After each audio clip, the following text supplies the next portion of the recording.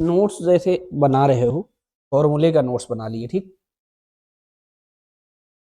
उसके बाद क्या लगेगा कि अब तो सवाल बन जाएगा। मैं क्यों कहता हूँ थ्योरी का नोट्स बनाओ, फॉर्मूले का नोट्स बनाओ, लेकिन उससे ज़्यादा इंपॉर्टेंट है सवाल का नोट्स बनाओ। तो सवाल किस सवाल का नोट्स बनाओगे? जेई एडवांस के पीवाईक्यू का पूरा सिस्टमेटिकली नोट्स बनाओ, मेंस के सवाल का नोट्स बनाओ, उसको रिवीजन करो, क्वेश्चन नंबर डाल डाल के क्वेश्चन सॉल्व करो, क्योंकि सवाल तो टफ आता ही नहीं है लेकिन दिमाग वहां जाता नहीं है। देखो इस सवाल एकदम इजी है। इसमें क्या कह रहा है हमारा?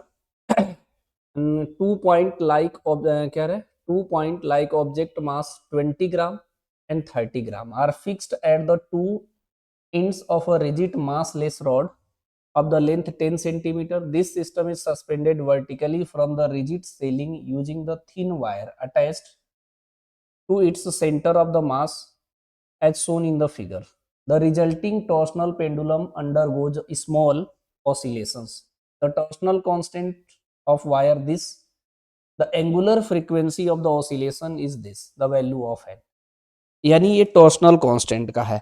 तो टॉर्सनल कांस्टेंट के लिए एक बेसिक फॉर्मूला आपने टाइम पीरियड का पढ़ा होगा, T equal to 2 pi under root I divided by K. तो यहाँ तो के तो दे ही दिया है, के की वैल्यू कितना दिया है जी हमारा 1.2 into 10⁻⁸ newton metre upon radian, ठीक है। सिस्टम सी यहाँ का मास दिया है, ये कह रहा है कि ये जो सस्पेंडेड है यहाँ पे सेंटर ऑफ मास है, ठीक है। तो हमको मोमेंट ऑफ इनर्शिया इसका निकालना, रख देना कि दिया ही है। आपको पता होना चाहिए कि जो टी होता है वही तो होता है 2 पाई अपॉन ओमेगा, तो हमें यहाँ ओमेगा इजीली लग जाएगा।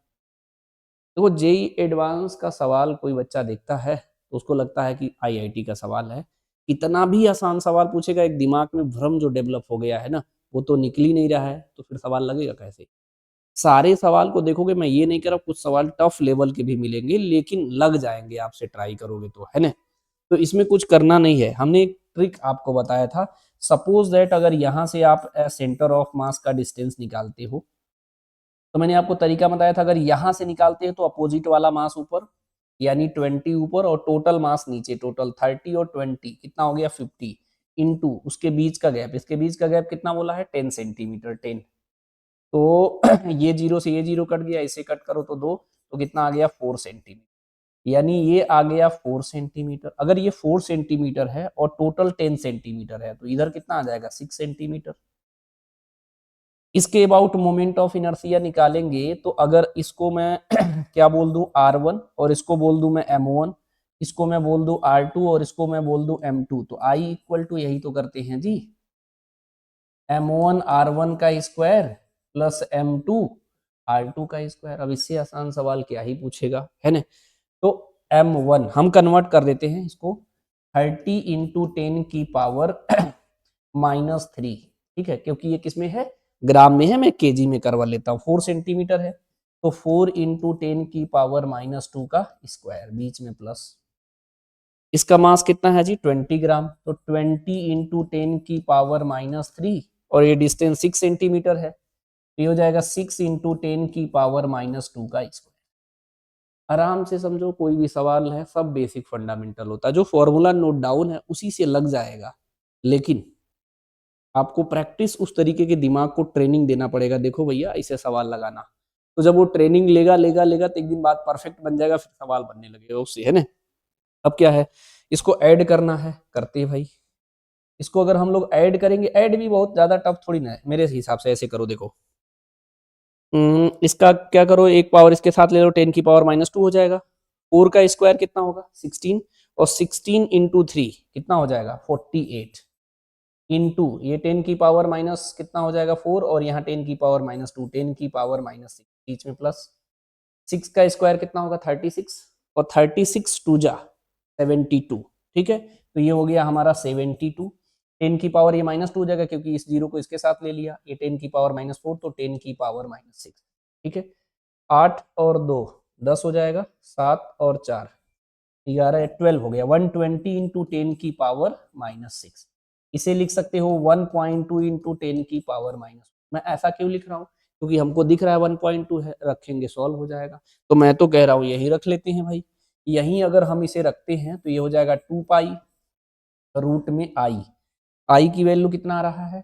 1.2 इंटू 10 की पावर -4 डिवाइडेड बाई कितना है जी? 1.2 इंटू 10 की पावर -8। इससे ये कट गया, इससे ये कटेगा तो नीचे 10 की पावर -4 होगा। 10 की पावर -4 है, ऊपर जाएगा तो 10 की पावर 4 हो जाएगा, लेकिन रूट में है, बाहर आएगा तो 100 हो जाएगा। यानी इसको करोगे तो ये 2 पाई इंटू 100 हो जाएगा। सिंपल सी बात। यही होता है 2 पाई अपॉन ओमेगा। तो इसको मैं यही लिख लेता हूँ, यही तो है 2 पाई अपॉन ओमेगा निकाल रहे थे। 2 पाई अपॉन ओमेगा, 2 पाई से 2 पाई कट गया, तो 1 अपॉन ओमेगा की वैल्यू कितना हो गया? 100। तो ओमेगा की वैल्यू 1 अपॉन 100, ऊपर जाएगा तो 10 की पावर -2। लेकिन इससे कंपेयर करना था, यहीं पे लिखना चाहो तो लिख लो। इसी को हम लिख सकते हैं 10 इंटू 10 की पावर -3। कंपेयर करेंगे तो ये 10 आ गया। देखो, इसको लिखेंगे हम लोग 10 इंटू 10 की पावर -3, तो n की वैल्यू 10, तो इसका आंसर 10 हो जाएगा। सवाल कोई भी जेई एडवांस का देखेंगे आप, 23 का, 24 का, या कभी ओल्ड भी देखेंगे, हम ये नहीं करें, कुछ सवाल बस आपको टफ मिलेंगे, सब बेसिक फंडामेंटल पे है।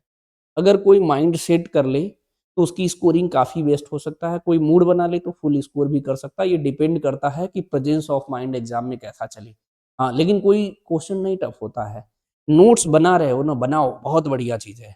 उसे डेली लर्न रखो, उस पे बेस्ड ऑन क्वेश्चन प्रैक्टिस करो, उसके भी नोट्स बनाओ।